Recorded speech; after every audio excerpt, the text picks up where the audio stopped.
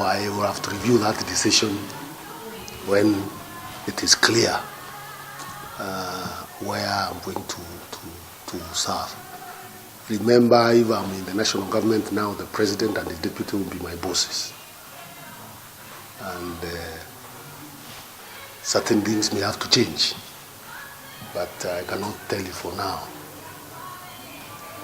I would want to know what happens where I'm supposed to serve. Then on the basis of that, I can be able to tell you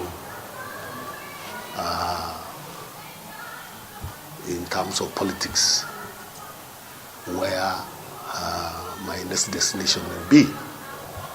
And given that, if you, for example, if I became a civil servant, I may be required not to participate actively in politics, because the code of conduct for civil servants is different from the code of conduct of other politicians.